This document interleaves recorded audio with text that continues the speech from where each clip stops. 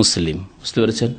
যদি আমাদের আলেমরা এইভাবে ভাগ করে দিত, পাস করতে চান ফরজটা কমপক্ষে আদায় করেন। অনেক পাস করা লোক আছে, সালাম ফিরে টান দিল, পাস কর 33 মার্ক। বুঝতে পেরেছেন? 50-60 পেতে চান তাহলে সুন্নতের বেতর পড়েন, আর বেশি পেতে চান 80-90 পেতে চান, লেটার মার্ক চান, তাহলে তাহাজ্জুদ ধরার চেষ্টা করেন, ইশরাক, দোহা এগুলি নামাজ পড়ার চেষ্টা করেন। আশা করি যথেষ্ট বোঝার জন্য এতটুকু। সাল্লাল্লাহু আলা নবিয়িনা মুহাম্মদ ওয়া আলা আলিহি ওয়া সাহবিহি আজমাইন।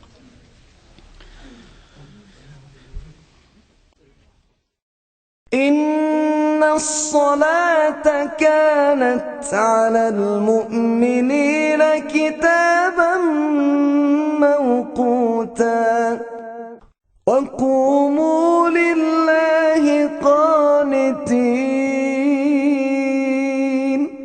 قد أفلح المؤمنون الذين هم في صلاتهم خاشعون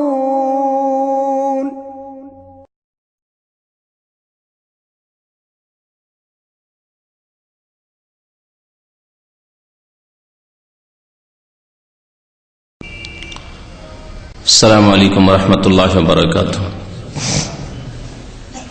إن الحمد لله نحمده ونستعينه ونستغفره ونعوذ بالله من شرور أنفسنا ومن سيئات أعمالنا من يهده الله فلا مضل له ومن يضلله فلا هادي له وأشهد أن لا إله إلا الله وحده لا شريك له وأشهد أن محمدا عبده ورسوله يا أيها الذين آمنوا اتقوا الله حق تقاته ولا تموتن إلا وأنتم مسلمون